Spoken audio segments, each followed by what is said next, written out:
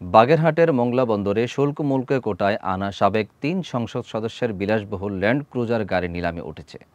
কিন্তু এর মধ্যে একটি গাড়ির জন্য বিড জমা পড়েছে, আর দুইটির জন্য কেউ দরপত্র জমা দেয়নি। গাড়িগুলো গত বছর জুলাই মাসে আমদানি করা হয়েছিল, তবে গত আগস্টে সংসদ ভেঙে যাওয়ার পর থেকে এমপিরা এগুলো ছাড়িয়ে নিতে পারেননি। ডেস্ক নিউজে বিস্তারিত জানাচ্ছেন সিদি জান্নাত।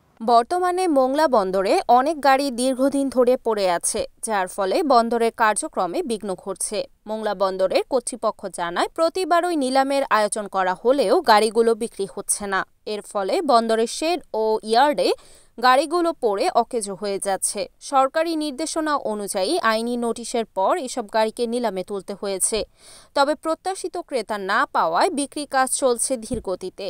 শুল্কমুক্ত গাড়ির সুবিধা ১৯৮৭ সালে প্রথম চালু হয়েছিল, কিন্তু ২০০৭ সালে তা বাতিল করে অন্যদিকে ২০০৯ সালে পুনরায় চালু হয়। তাই এসব বিলাসবহুল গাড়ির কারণে সরকার উল্লেখযোগ্য রাজস্ব হারিয়েছে। নতুন নিলামে বিক্রি হলে বন্দর ও কাস্টমস কর্তৃপক্ষ ক্রেতাদের সহায়তা করবে বলে আশা প্রকাশ করেন।